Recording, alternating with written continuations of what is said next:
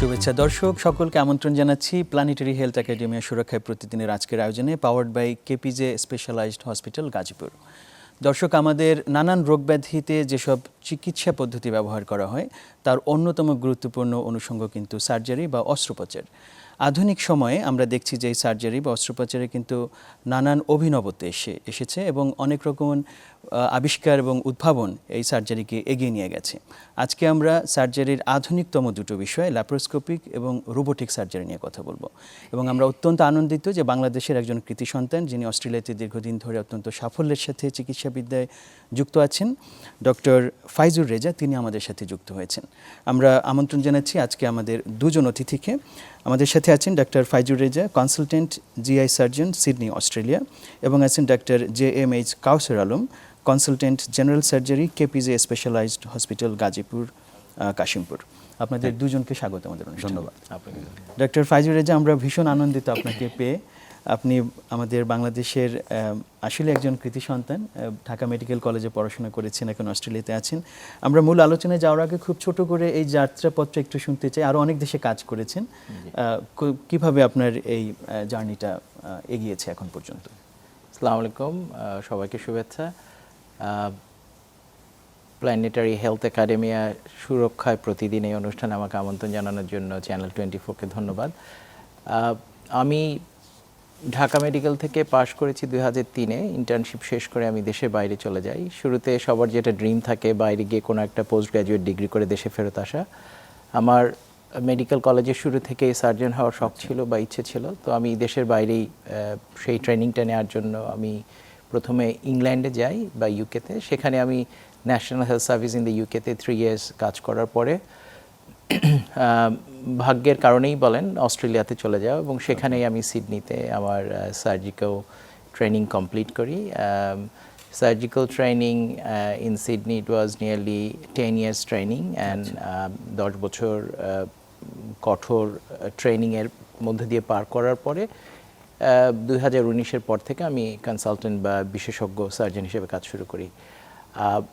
আমি দেশে যতবারই আসি আমি চেষ্টা করি যে দেশে বিশেষ করে মেডিকেল এডুকেশন বা চিকিৎসার উন্নতির জন্য বাংলাদেশের ফিউচার সার্জেন্স বা ডক্টরসদের কিছু যদি করা যায় একাডেমিক লাইনে, সেখানে কন্ট্রিবিউট করার। অ্যাট দ্য সেম টাইম আমরা যারা দেশের বাইরে ডাক্তার হিসেবে কাজ করি, I am proud to say that যে ওখানে আমরা যারা বাংলাদেশি ডাক্তাররা আছি আমরা ভেরি ওয়েল ইউনাইটেড, এবং আমাদের ওখানে federation of Bangladesh medical societies of Australia বলে একটা বড় সংগঠন আছে, এবং প্রতিটা স্টেটে মেডিকেল সোসাইটিগুলো থাকে। আমি Bangladesh medical society of new south ওয়েলসের সাথে হেভিলি ইনভলভ। আমি অনেক দীর্ঘ বছর, প্রায় 15 বছর একসাথে কাজ করছি তাদের অনেক ডাক্তারদের সাথে, এবং বাংলাদেশ থেকে যারা নবাগত ডাক্তাররা যান তাদেরকে একাডেমিক হেল্প বা এডুকেশনাল অ্যাক্টিভিটিসে হেল্প করার চেষ্টা করি, এবং অ্যাট দ্য সেম টাইম ওই প্ল্যাটফর্মের মাধ্যমে আমরা বাংলাদেশেও কিছু শিক্ষায় বা চিকিৎসা শাস্ত্রে কিছু সাহায্যের চেষ্টা করে থাকি। বিশেষ করে আমাদের মধ্যে যারা বিশেষজ্ঞ চিকিৎসক আছেন বা সিনিয়র ক্লিনিশিয়ান আছেন, তারা দেশে আসলে বিভিন্ন ধরনের মেডিকেল ক্যাম্প বা এডুকেশনাল সেশনগুলো করে থাকেন। সো আমার বিদেশ জার্নি, যদিও আমার এক্সিস্টেন্স মনে হয় অনেকটা দেশেই মনটা পড়ে থাকে, কিন্তু যদিও ফিজিক্যালি আমার সিডনিতে থাকা হয়।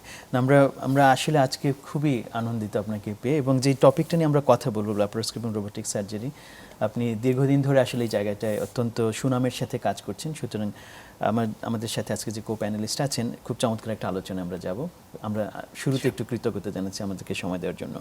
তো আমরা প্রথমেই যদি একটু এই প্রসঙ্গে আসি, আমি ডক্টর কাউসার আলম, আপনাকে দিয়ে একটু যে টপিকটা নিয়ে আমরা কথা বলছি, ল্যাপারোস্কোপি এবং রোবোটিক সার্জারি, আমরা সার্জারির যেই ব্যাপক ব্যবহার, যেটা বিভিন্ন ক্ষেত্রে ব্যবহার করা হচ্ছে চিকিৎসায়, সেখানে এই ল্যাপারোস্কোপি এবং রোবোটিক সার্জারির অবস্থানটা আসলে কোথায়, কতটুকু তারা কাভার করছে এখনকার বাস্তবতায়? ধন্যবাদ আপনাকে। ল্যাপারোস্কোপিক সার্জারি আমাদের দেশে কিন্তু দীর্ঘদিন ধরেই হচ্ছে, এবং রিসেন্টলি বলবো এটা প্রসার অনেক ভালোভাবেই হচ্ছে, জেলা শহরগুলোতেও হচ্ছে, এবং এই ল্যাপারোস্কোপিক সার্জারি আমাদের বিভিন্ন ক্ষেত্রে, লাইক আমাদের জেনারেল সার্জারি যদি বলি, জেনারেল সার্জারিতে পিত্তথলির অপারেশন, অ্যাপেন্ডিক্স, হার্নিয়া, এই অপারেশনগুলো হচ্ছে, এবং এমনকি advance laparoscopic surgery like colon surgery বা পাকস্থলী অন্ত্রে যদি ছিদ্র হয়ে যায়, এই ধরনের ইমার্জেন্সি সার্জারি, এগুলো বিভিন্ন ক্ষেত্রে ল্যাপারোস্কোপিক সার্জারি ব্যবহার হচ্ছে। এছাড়া গাইনি অথবা ইউরোলজি, এ ধরনের বিভিন্ন ক্ষেত্রে আসলে ল্যাপারোস্কোপির ব্যবহার হচ্ছে দীর্ঘদিন ধরে। এবং আমাদের নিউয়ার জেনারেশন অফ সার্জনস যারা আছেন, তারা কিন্তু এই ল্যাপারোস্কোপিক সার্জারিতে খুব সুন্দরভাবে পারফর্ম করছেন এবং আরও অ্যাডভান্স প্রসিডিউরের দিকে এগিয়ে যাচ্ছেন। আর রোবোটিক সার্জারি আসলে আমাদের দেশে এখনও ওইভাবে শুরু হয়নি, বাট ডেফিনেটলি বেশ কয়েকটা ইনস্টিটিউট চেষ্টা করছেন, অলরেডি ইন্ট্রোডাকশন হয়েছে। যেহেতু এটা অনেক কস্টের ব্যাপার, কস্টলি একটা বিষয়, যে কারণে এটাতে আমরা আমাদের দেশের ইকোনমিক কন্ডিশনের কারণে হয়তো আমরা একটু এটাতে পিছিয়ে আছি, বাট আশা করি ইনশাল্লাহ খুব দ্রুতই এটারও প্রসার ঘটবে। অনেক ধন্যবাদ ডক্টর কাসর আলম আমাদের দেশের প্রেক্ষিতটা ব্যাখ্যা করার জন্য। ডক্টর ফাইজুর রেজা, আমরা এই যে ল্যাপারোস্কোপি, রোবোটিক সার্জারি, দুটো শব্দ, তার সাথে আরও একটা শব্দ মাঝে মাঝে শুনি, মিনিমালি ইনভেসিভ সার্জারি। সার্জারি মানে কাটাকাটি হবে, যদি পেটের ভেতরে কিছু থাকে পেটটা কেটে, বা বুকের অপারেশন হয় যখন আমরা ওপেন হার্ট সার্জারির কথা শুনি। তার সাথে এই যে তিনটা শব্দ আমি বললাম, এগুলো যদি আপনি একটু ব্যাখ্যা করেন যে আসলে কনটেক্সচুয়াল পার্থক্যটা কেমন এবং কি মিন করে আসলে এই সার্জারিগুলোর মাধ্যমে। ল্যাপারোস্কোপি সার্জারি বলতে আসলে কমনলি যেটা মিন করা হয় সেটা হচ্ছে পেটে বড় কাট বা না কেটে ছোট ছোট ছিদ্র করে মেশিন বা ইনস্ট্রুমেন্টের মাধ্যমে surgeon with the help of an assistant মনিটরে আন্ডার ডিরেক্ট ভিশন বা ভিজুয়ালাইজড কন্ডিশনে দেখে কিছু সার্টেন অপারেশনগুলো পারফর্ম করা। তো এমন সব কথা বলা যাবে না যে কোনো অপারেশন বা হলো না কেটে অপারেশন করা, আসলে অবশ্যই কিছু না কিছু ছোট ছোট ছিদ্র করতেই হবে, মিনিমালি 3 up to 4, 3 থেকে 4টা ছোট ছিদ্র করে ইনস্ট্রুমেন্ট ইনসার্ট করতে হয় এবং এখানে একটা ক্যামেরা থাকে, ওই ক্যামেরাটা directly as you can see, যেমন আমরা মনিটরে টেলিভিশনে ছবি দেখতে পাই সেইভাবে পেটের ভেতরের ওই পিকচারগুলো ম্যাগনিফাইং অনেক বড় আকারে দেখা যায়। এটা হচ্ছে ল্যাপারোস্কোপি বলতে কমনলি বোঝায়। তো স্কোপি বলতে বোঝায় যে কোনো ছোট ছিদ্র করে এন্ট্রি করাটাকে। তো এই জিনিসটা যদি কোনো লুমিনাল কোনো স্ট্রাকচার বা কোনো টানেলের মধ্যে দিয়ে যায়, সেটাকে যেমন এন্ডোস্কোপি বলা হয়, যেমন গ্যাস্ট্রোস্কোপি, কলোনোস্কোপি। এটা আর্থ্রোস্কোপি হতে পারে, এটা যদি জয়েন্টে করা হয়। সো ল্যাপারোস্কোপি ইন কমনলি আমরা বলতে বোঝাই অনেকখানি পেটের ভেতরের কোনো সার্জারি করা ছোট ছোট ছিদ্র করে। এরপরে আসে রোবোটিক সার্জারি। রোবোটিক সার্জারির সাথে আরেকটা কথা খুব কমনলি চলে আসে, সেটা হচ্ছে artificial intelligence. But robotic surgery হচ্ছে more advanced laparoscopic way with the help of a robot. So robot, একটা মিসকনসেপশন সাধারণ মানুষের মধ্যে থাকতে পারে, সেটা হচ্ছে রোবট কখনো অপারেশন নিজে করে না। Robot is a machine, it's like a car, you need a driver to run it. So surgeon কখনোই রিপ্লেসড হবে না, not in our generation, I don't see that, scientifically it's not possible. So with the help of robot, এটাতেও ছোট ছোট 4-5টা ছিদ্র করে যখন ইনস্ট্রুমেন্টগুলো set up করা হয়, দেন রোবট যে কাজটা করে ইনস্ট্রুমেন্টগুলোকে মুভ করে, এবং ওই ইনস্ট্রুমেন্টগুলোতে এত ভালো প্রেসিশনস বা পারফেক্ট ডাইসেকশন বা আমরা যেটাকে বলি যে প্রতিটা টিস্যু প্লেনে বা অর্গানগুলোতে রিচ করাটা যেটা সম্ভব হয় রোবটে, সেটা হলো ল্যাপারোস্কোপিক প্রসিডিওরের চাইতে কিছু কিছু ক্ষেত্রে, কিছু সিলেক্টিভ ক্ষেত্রে সুপিরিয়র বা বেটার। এটা হচ্ছে রোবোটিক পার্ট। দেন রোবটটাকে চালানোর জন্য একজন সার্জন, ভীষণ অভিজ্ঞ একজন সার্জন থাকবে, সে কনসোলে বা আরেকটা ডকে বসা, তাকে পুরোপুরি স্ক্রাব করে বসতে হবে না। কমফোর্টের পার্টটা হচ্ছে ওনার হাতে ট্রেমোরের ওই ব্যাপারটা থাকবে না, ফ্যাটিকেবিলিটি বা টায়ার্ডনেসের ব্যাপারটা থাকবে না, চাইলে তিনি ব্রেক নিতে পারেন, এবং তিনি ওই পুরো জিনিসটুকু সাংঘাতিক বড় আকারে দেখতে পারেন, যেটাতে স্ট্রাকচারগুলো আইডেন্টিফাই করাটা অনেকখানি সম্ভব। আর মিনিমালি ইনভেসিভ বলতে আসলে laparoscopic is part of the minimally invasive. Minimally invasive বলতে ইনভেশন মানে হচ্ছে এন্ট্রি। সো আপনি যখন লোয়েস্ট পোর্ট দিয়ে বা যত ছোট ছিদ্র করে বা যত কম ছিদ্র করে পেটের ভেতর এন্টার করতে পারবেন, whether it's laparoscopy or robot that covers the whole minimally invasive procedure. So এইটা হচ্ছে in broad জেনারেল একটা spectrum. বিষয়। আমরা রোবোটিকের ক্ষেত্রে একটুখানি একটু ক্লারিফিকেশন, যে তার মানে বোঝা যাচ্ছে যে একজন সার্জন আসলে অপারেট করছেন রোবোটিক। আমি যদি রোবটের আর্মসগুলোর কথা চিন্তা করি, জি। আমরা কিন্তু কখনো কখনো দুই একটা ভিডিও দেখেছি, ছবি দেখেছি যে আমার হাতের পরিবর্তে রোবটের একটা হাত ধরা যাক, সে এমন জায়গায় পৌঁছতে পারছে এত সূক্ষ্মভাবে যেটা হয়তো আমি আমার হাত দিয়ে পারতাম না। Right. এই সুবিধাগুলো রোবোটিক সার্জারিতে পাওয়া যাচ্ছে। Exactly. আর মিনিমালি ইনভেসিভ বলতে আসলে এই পুরো জিনিসটাই কভার হয়ে যাচ্ছে তাহলে এর মধ্যে। এক্স্যাক্টলি, মিনিমালি ইনভেসিভ বলতে বড় কাট না করে এই পুরো জিনিসটুকুই কাভার। এবং সেটার মধ্যে যেমন আমরা হয়তো ল্যাপারোস্কোপি বলতে পেটের অংশটাই বেশি বুঝছি, কিন্তু মিনিমাল ইনভেসিভ আমার হার্টের অপারেশনে মিনিমাল ইনভেসিভ হতে পারে, লাংস হতে পারে, অন্যান্য জায়গায়। থোরাকোস্কোপি যেমন চেস্ট ক্যাভিটিতে হতে পারে, আর্থ্রোস্কোপি জয়েন্টে হতে পারে, ল্যাপারোস্কোপি পেটে হতে পারে। আচ্ছা, তো মিনিমালি ইনভেসিভ বলতে হচ্ছে যারা অনেকখানে অ্যামেচার বা খুব এক্সপেরিয়েন্স না, ল্যাপারোস্কোপিতে তারা হয়তো 5টা ছিদ্র করলো, এরপরে হচ্ছে অর্গানটা রিমুভ করার জন্য একটা বড় কাট করলো। অ্যাডভান্স ল্যাপারোস্কোপিক সার্জন বা মিনিমালি ইনভেসিভ ওই সার্জন হয়তো 5টা ছিদ্র না করে 3টা ছিদ্র করে ওই বড় কাটটার হাফ অংশটা করেই তারা বের করতে পারে উইথ অ্যাডভান্স টেকনোলজি। ওকে। আমরা এই বিষয়টার আরও একটু এসে যাবো, কারণ এটা নিয়ে মানুষের অনেক রকমের প্রশ্ন থাকে, কতখানি সফল হয় বিষয়গুলো সেগুলো নিয়ে। কিন্তু তার আগে ডক্টর কাউসার আলম, আপনার কাছে যদি আসি, যে এই যে প্রসিডিওরগুলো করা হচ্ছে, এটার ব্যবহার তো দীর্ঘদিন ধরে হচ্ছে আমাদের দেশও, আপনি বলেছেন। এটার ক্ষেত্রে সাধারণ মানুষের পারসেপশনটা কেমন, মানুষ কিভাবে এটাকে গ্রহণ করছে, তাদের সাধারণ কোশ্চেনগুলো কি থাকে এই রিলেটেড আপনারা যখন অফার করেন এই সার্ভিসটা? Thank you. আসলে এই অপারেশনটা ডেফিনেটলি যেহেতু একটু অ্যাডভান্স টেকনোলজি আমাদের দেশে প্রসার হয়েছে, কিন্তু এখনও সবার মধ্যে এটা এতটা পরিচিতি পায় নাই, যে কারণে অনেকেই বিষয়গুলোতে পরিষ্কার নয়, তাদের কনসেপ্টটা ক্লিয়ার না, যে কারণে অনেক সময় রুগীরা অনেক কিছু শুনে আসে, ভুল একটা তথ্য নিয়ে আসে। যেমন আমাদের কাছে রুগীরা এসে বসে বলে যে আমরা ল্যাপারোস্কোপি করতে চাই না, আমরা কেটে করতে চাই।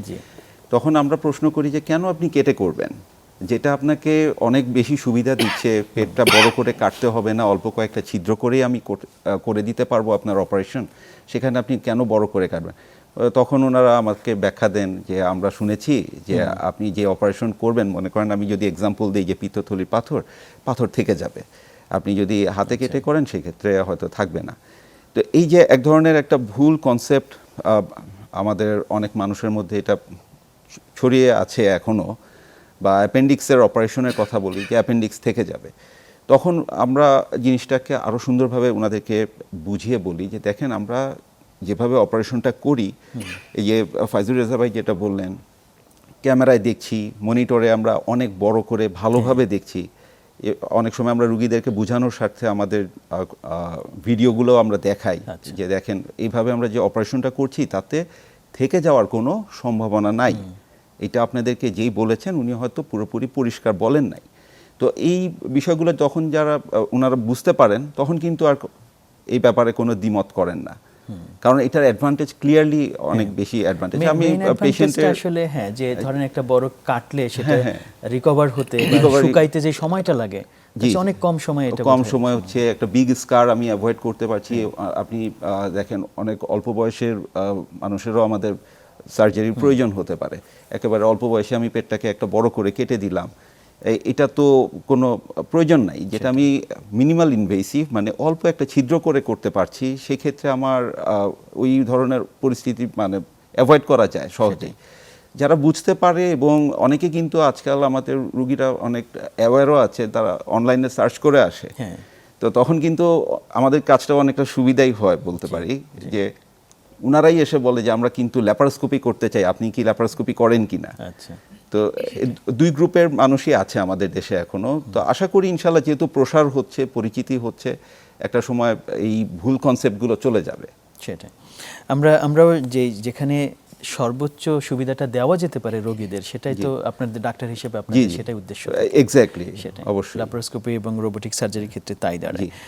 ডক্টর ফাইজুর রেজা, আমাদের দেশের প্রেক্ষিতে আমরা খানিকটা শুনলাম, কিন্তু বিদেশে কি বিশেষ কোনো গাইডলাইন আছে, যেমন আপনি যখন একটা সার্জারির সিদ্ধান্ত নিচ্ছেন যে হ্যাঁ এইটাই হচ্ছে ল্যাপারোস্কোপির দিকে যাবে, এটা আমাকে ওপেন করতেই হবে, কাটতেই হবে পুরোটা, এই সিদ্ধান্তগুলো কিভাবে নেন আপনাদের প্রেক্ষিতে?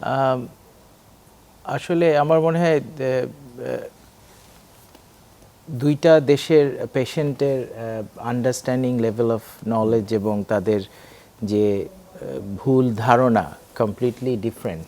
আচ্ছা, বিদেশে যারা থাকেন বা বিদেশি যারা রোগী, বিশেষ করে অস্ট্রেলিয়ার কনটেক্সটে আমি বলতে পারি, আমরা ওখানে আসলে ওপেন সার্জারির কথা বলি না কয়েকটা অপারেশনের ক্ষেত্রে, যেমন gallbladder and appendix, because রোগীরা সবাই জানে কারো না কারো ফ্যামিলি মেম্বার বা কোনো না কোনোভাবে, unless they do not know anything, তখন হয়তো আমাদের এক্সপ্লেনেশনের প্রয়োজন পড়ে। এক্সট্রিমলি রেয়ার সার্কামস্ট্যান্সেসে আমরা বলি ওপেন করা লাগতে পারে, বাট স্ট্যান্ডার্ড অফ কেয়ার যেটাকে বলা হয়, যেটা সবার ফলো করতেই হবে অনেকটা যদি আপনি বলেন, সেটা হলো কি হোল সার্জারি বা ল্যাপারোস্কোপিক, ছোটো ফুটো করে। আপনি কোনোভাবে জাস্টিফাই করতে পারবেন না অ্যাজ এ সার্জন যে আপনি বড় কাট করে কাটবেন বিকজ পেশেন্ট চেয়েছে।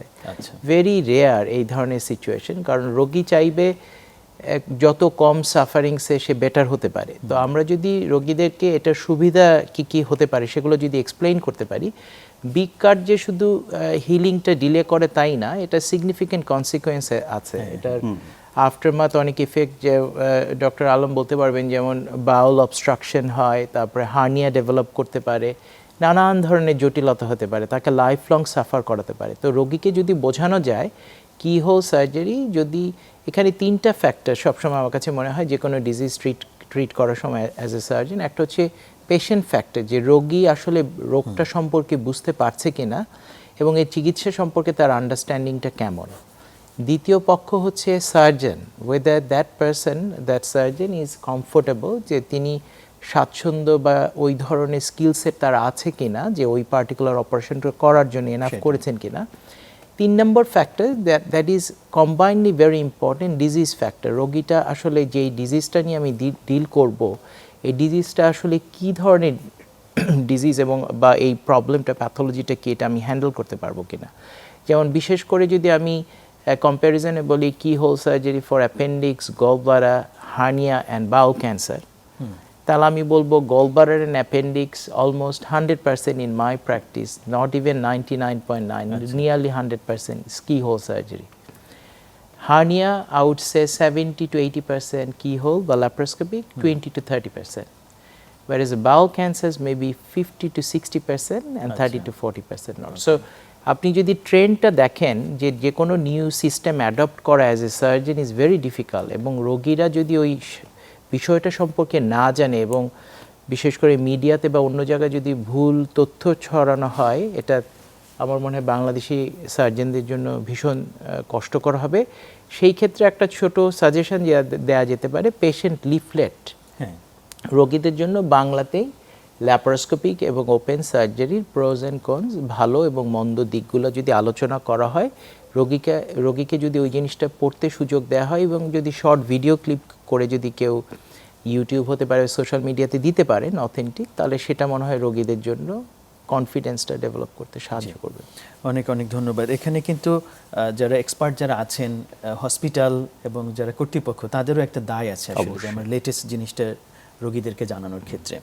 ডক্টর কাউসার আলম, আমাদের দেশে এই যে এক্সপার্টিস যেটা ডেভেলপ হওয়া দরকার, এটা বিরাট অংশ কিন্তু নির্ভর করে যে মানুষ নেবে কি নেবে না। সাফল্য যত বাড়বে তত মানুষ এটার প্রতি আকৃষ্ট হবে, এবং সেটা নির্ভর করছে কিন্তু এক্সপার্ট ওয়ার্কফোর্স, যেটা আপনারা যারা কাজ করছেন তাদের উপর।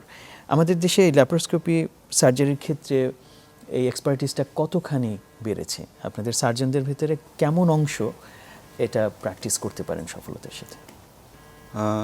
এখন বর্তমান সময়ের কথা যদি আমি বলি, যে এখন কিন্তু যেটা বলেছি যে এটার প্রসার অনেকটাই বেড়েছে, যে কারণে প্রত্যেকটা ট্রেনিং ইনস্টিটিউটগুলোতে ল্যাপারোস্কোপিক সার্জারি হয়। আমাদের জুনিয়র ডক্টর যারা ট্রেনি ডক্টর আছেন, ট্রেনি সার্জনস আছেন, they are very much well exposed. ওখানে যথেষ্ট সুযোগ পাচ্ছে তারা ট্রেনিংয়ের।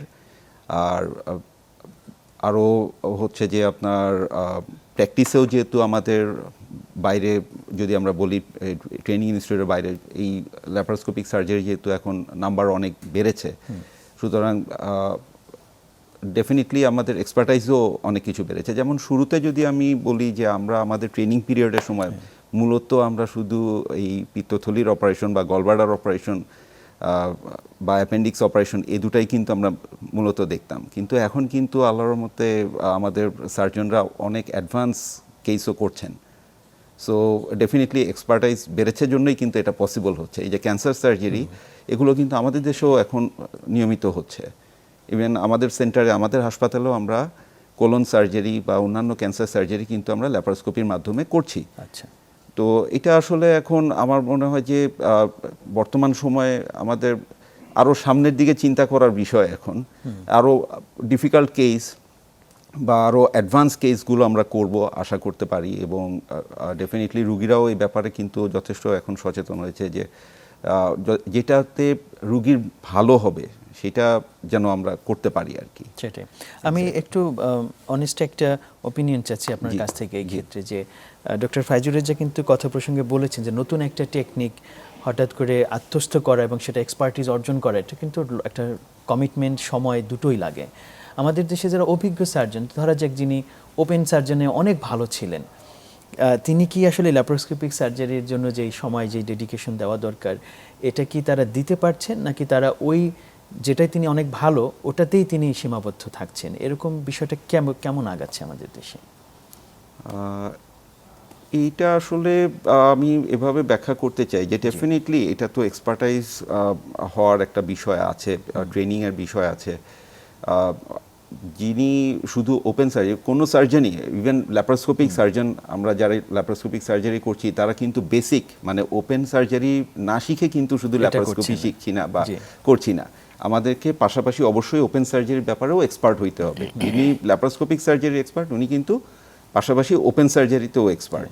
এখন যেই সার্জন উনি যদি ল্যাপারোস্কোপিক সার্জারিতে অভিজ্ঞ না হন, সেই ক্ষেত্রে ডেফিনেটলি উনি হয়তো অফার করতে পারবেন যে এই দুইটা অপশন আছে, আমি এই অপারেশনটা করছি, আপনি চাইলে ওপেনে করতে পারেন আমার কাছে, আর যদি আপনি চান তাহলে ল্যাপারোস্কোপিক সার্জারির অপশন আছে, আপনি অন্য সেন্টারে যোগাযোগ করতে পারেন। দ্যাটস আ ফেয়ার, এক্স্যাক্টলি হতেই পারে, এরকম তো হতেই পারে। আমি তো সব কিছু পারবো বা জানবো এরকম না হতেই পারে। তো সেই ক্ষেত্রে বাট আমি যদি বেসিকটা জানি যে আমি রুগীকে কতটুকু অফার করব, কি কি অপশন আছে, সেটা তাকে বুঝায় বলা কিন্তু আমার নৈতিক দায়িত্ব।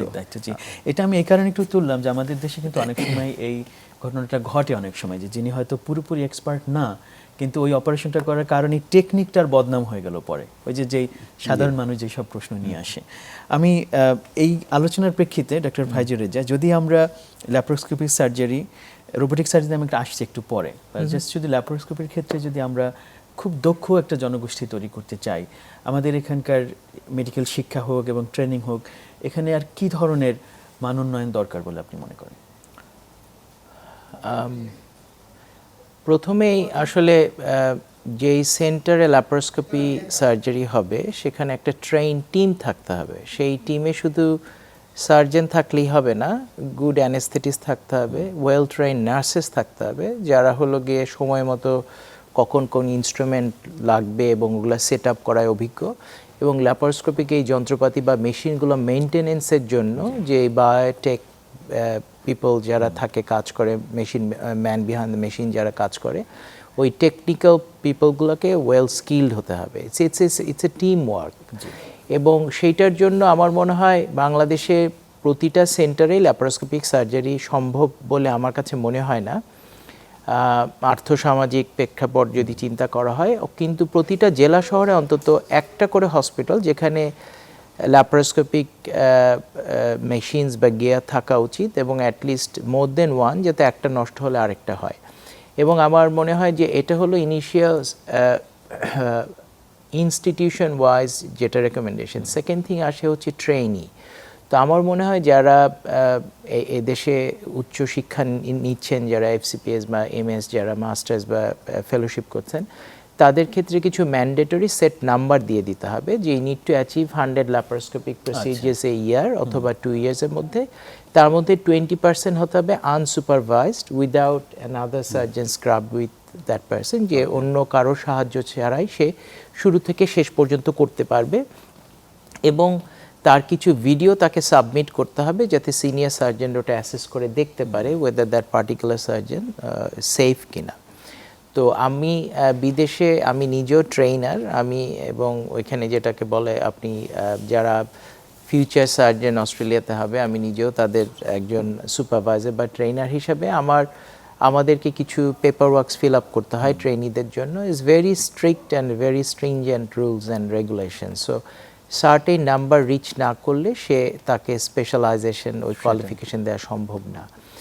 আর তৃতীয়ত আমার মনে হয় সার্জনদের জন্য সিপিডি যেটা বলি আমরা, কন্টিনিউয়াস প্রফেশনাল ডেভেলপমেন্ট, বা তাদেরকে প্রতি বছর একটা সার্টেন একটা একাডেমিক কিছু একটা করতে হবে। সেটা হতে পারে যে লিটারেচার রিড করা, জার্নাল রিড করা, একটা প্রেজেন্ট করা, অথবা ইন্টারন্যাশনাল একটা কনফারেন্সে যাওয়া, বা অন্য কোনো সেন্টারে গিয়ে অবজার্ভ করা বা অবজারভেশনশিপ, এরকম একটা কিছু করলে তাদের আউটলুকটা একটু ডিফারেন্ট হবে। কারণ আমরা technology is going really fast, we can not be so behind. So আমরা যদি এখন ল্যাপারোস্কোপি নিয়ে আলাপ করি where there is a nano robots and others, তাহলে কিন্তু আমরা অনেক পিছিয়ে যাব।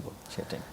আমি এই প্রসঙ্গে এটার ধরেই আমি আসলে রোবোটিক সার্জারির প্রসঙ্গটা আসতে চাচ্ছি, যে রোবোটিক সার্জারির যেই বিকাশ এটা কিন্তু অত্যন্ত দ্রুতগতিতে আগাচ্ছে এবং অনেক অ্যাডভান্সড রোবট অনেক জায়গায় কিন্তু স্থাপিত হয়েছে বা এখন হয়তো ক্লিনিক্যাল ট্রায়ালে আছে।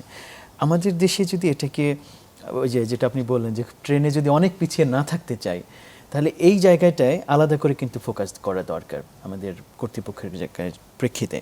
সেখানে আপনার পরামর্শ কি থাকবে রোবোটিক সার্জারি থেকে যাওয়ার ক্ষেত্রে?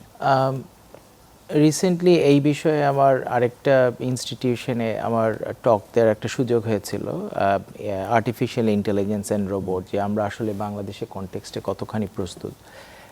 আমি মনে করি যে রোবট নিয়ে কথা বলার সময় এখনই, জি, এবং এটার অ্যাপ্লিকেশন ফেজটা আমি মনে করি না বাংলাদেশ কোয়াইট রেডি। লার্নিং ফেজের জন্য আমরা ওয়েল রেডি, ওয়েল বিফোর। তো আমার কাছে মনে হচ্ছে যে রোবোটিক সার্জারির principles and concept bigger centre বা সেন্টার অফ এক্সেলেন্স বলে যেগুলোকে মনে করা হয়, বড় মেডিকেল ইউনিভার্সিটি বা medical college, Dhaka medical college হতে পারে, বাংলাদেশ মেডিকেল ইউনিভার্সিটি হতে পারে, অ্যাটলিস্ট ওখানে রোবোটিক যে এই সেট আপটা থাকা উচিত। কিছু কিছু অপারেশন, বিশেষ করে ইউরোলজিক্যাল প্রসিজার, প্রস্টেটেক্টমি এবং জেনারেল সার্জারির পার্টে যেটা কোলোরেক্টাল সার্জারি, যেটা বাউল ক্যান্সার বা রেকটাল ক্যান্সার, যেটা অ্যাডভান্স ডিজিজ, বিশেষ করে স্থূল রোগী বা ওবিস পেশেন্ট, মেল পেশেন্টে ডিফিকাল্ট পেলভিক ডাইসেকশন আমরা যেটাকে বলি, রোবটে ওইটার প্রেসিশন ইজ অ্যাবসলিউটলি বেটার। আচ্ছা। সো আমাদেরকে দেখতে হবে সায়েন্টিফিক এভিডেন্স কি বলে, তাতে কিছু কিছু ক্ষেত্রে robot superior, not all of them, very selective. কিন্তু এটার প্রয়োগটার আগে আমাদের এটার ব্যবহারের প্রয়োজনীয়তা যদি আপনি বলেন, তাহলে রোবট আমার মনে হয় this is a time that আমাদের বাংলাদেশে এখনই কিছু কিছু সেন্টারে রোবট দিয়ে অন্তত সিনিয়র সার্জন বা অ্যাসপায়ারিং যারা নিউ সার্জন হবে তাদেরকে এটা প্রিন্সিপালস, এটা ব্যবহার সম্পর্কে জানতে হবে। Slowly they will adapt the technique এবং তারপরে জানতে পারবে। সেটাই। এটার সাথে আমাদের যেটা থাকে যে ট্রেনিংয়ের জন্য একেবারে অ্যাকচুয়াল বিষয়টা না হলেও আমরা যে কিছুটা ভার্চুয়াল যে ট্রেনিংয়ের যে ব্যবস্থা করা যায়, আপনারা যারা বিদেশে কাজ করছেন তাদেরকে এটার সাথে কানেক্ট করে এটা কিন্তু চাইলে এখনই শুরু করা সম্ভব। Just matter of decision. আমরা প্রায় শেষের দিকে চলে এসেছি। তো আমি ডক্টর কাউসার আলম আপনাকে এই প্রশ্নটা করি যে এই যে আধুনিকতম যে জিনিসগুলো আসছে, দেশে আপনারা কাজ করছেন, সর্বোচ্চ চেষ্টাটা করছেন, কিন্তু এই পুরো ফিল্ডটাকে এগিয়ে নেওয়ার জন্য আপনার কি প্রত্যাশা, যে সরকার বা বেসরকারি সেক্টরে কি আসা উচিত যেটা এই সেক্টরটাকে এগিয়ে নেবে? সরকারিভাবে তো ডেফিনেটলি এটাকে প্রমোট করতেই হবে, health sector as a whole যদি এগিয়ে নিতে হয়। আর বেসরকারি ফিল্ডে যেহেতু এখানে আর্থসামাজিক একটা ব্যাপার আছে, সেখানে বেসরকারি যে কোনো ইনস্টিটিউটকে ইনভেস্ট করতে হবে ডেফিনেটলি, এবং এটার কস্টের একটা ব্যাপার ডেফিনেটলি থাকবেই। একটা রোবট কিন্তু অনেক এক্সপেন্সিভ একটা ইস্যু। তো তারপরেও যেহেতু আমাদের এটা এক্সট্রা বেনিফিট দিচ্ছে, অ্যাডভান্টেজ আসছে, এটার জন্য আমাদেরকে তো ডেফিনেটলি এগিয়ে আসতে হবে। সো প্রাইভেট ইনস্টিটিউটগুলো কিন্তু অলরেডি এদিকে নজর রাখছে এবং অনেক বড় প্রতিষ্ঠানগুলো অলরেডি রোবট প্রকিউর করার জন্য বা রোবট আনার জন্য একটা চেষ্টা করছে এবং অলরেডি কিছু প্রতিষ্ঠান এনেওছে। তো আমরাও এরকমভাবে চিন্তা করতেছি যে ইনশাল্লাহ খুব দ্রুতই হয়তো রোবট আমরাও আমাদের হাসপাতালে আনতে পারবো এবং আমাদের যে সাধারণ মানুষ আছে তাদেরকে এই সেবাটা আমরা দিতে পারবো। দিতে পারবেন। আমরা শেষ প্রশ্ন ডক্টর ফাইজুল আপনার কাছে, যে আমাদের যে তরুণ শিক্ষার্থী যারা এখন এই আলোচনাটা শুনবে অথবা ভবিষ্যতে যারা যাচ্ছে, তাদের জন্য এই সার্জন যারা হবে ভবিষ্যতে কি পরামর্শ, কি জিনিস তারা মাথায় রাখবে, কোন দিক তাকাবে? আমার কাছে মনে হয় সার্জন হওয়া আসলে not only challenging in terms of যে আপনাকে অনেক বছর সাধনা, চেষ্টা করে, পড়াশোনা করে, ট্রেনিং করে করতে হবে, কিন্তু সবচাইতে বড় ইম্পর্ট্যান্ট পার্টটা মনে হয় এথিক্যাল ভ্যালুজ। আচ্ছা, যে সার্জন হওয়ার আগে এবং পরে যে কোর ভ্যালুসগুলা প্রয়োজন, শল্য চিকিৎসক যেটা আমরা বাংলায় বলি সার্জন হওয়ার, সেই জিনিসটা থাকা সাংঘাতিক ইম্পর্ট্যান্ট। যে আমি যখন কোনো রোগীকে চিকিৎসা করব, অপারেশন করব, তার লাইফ অ্যান্ড ডেথ নিয়ে কথা বলবো, আমি অলওয়েজ থিঙ্ক করি যেটা আমার ফ্যামিলি মেম্বার হলে আমি কি করতাম। So I always try to do the best. So ethical principles এবং অ্যাকাউন্টেবিলিটি, যে আমি যে কাজটা করব সেটার জন্য আমি রেসপন্সিবল। সো আমি এমন কিছু করব না যেটা আমাকে শুধু আর্থিক সুবিধা দিবে কিন্তু রোগীকে আসলে সমস্যায় ফেলতে পারে। আমার মনে হয় এই জিনিসটা থেকে শুরু থেকেই যদি ট্রেনিংয়ের প্রথম দিন থেকেই যদি এটা আমরা বেদবাক্যের মতো মনে করি যে এটাকে আমাকে ফলো করতে হবে রেস্ট অফ ইয়োর লাইফ, তাহলে আপনার কমপ্লিকেশন রেটও কম হবে এবং আপনার লং টার্ম ইনকামও ভালো হবে। I always tell my patients money will come as your by product. So আপনি টাকার পেছনে বা কোনো জাগতিক কোনো পিছনে দৌড়ানো চাইতে আমার মনে হয় কোয়ালিটি চেজ করাটা ভালো। এবং আরেকটা কনসার্নিং ফ্যাক্টর হতে পারে কোনো কোনো দেশে, বাংলাদেশে হয়তো সেই ধরনের হতে পারে যে আমরা খুব বেশি কোয়ান্টিটি গেইন করি, number of degrees, overseas travels or qualifications, but it's all about quality. So আমার কাছে মনে হয় যে আমাদের ফোকাসটা থাকা উচিত আমার নিজের নলেজ এবং skill and how to improve every day, every year. So always learn from others and learn from your own mistakes. অনেক ধন্যবাদ ডক্টর ফাইজুর রেজা, ডক্টর কাসর আলম, দুজনকে কৃতজ্ঞতা জানাচ্ছি আমাদের সময়। ধন্যবাদ আপনাকে। আপনাকে ধন্যবাদ। দর্শক, শেষ করছি সুরক্ষায় প্রতিদিনের আজকের আয়োজনে। আমরা কথা বলছিলাম ল্যাপারোস্কোপিক এবং রোবোটিক সার্জারি নিয়ে। আমরা মানুষ হিসেবে, একজন চিকিৎসক হিসেবে যখন একজন সার্জন কাজ করেন, তিনি কিছু প্রযুক্তি ব্যবহার করে, কিছু টেকনিক ব্যবহার করে তার সক্ষমতাটাকে বাড়িয়ে নেন। ল্যাপারোস্কোপিক এবং রোবোটিক সার্জারি কিন্তু সক্ষমতা বাড়ানোর অংশ। আমরা আশা করছি যে আধুনিকতম এই বিষয়গুলো বাংলাদেশে আরও প্রসারিত হবে এবং দেশের সরকারি বেসরকারি উদ্যোগে এই সেক্টরটি দ্রুত গতিতে এগিয়ে যাবে আধুনিক বিশ্বের সাথে তাল মিলিয়ে। সেই বিষয়টি আহ্বান রেখে আজকের মতো শেষ করছি আমাদের আয়োজন।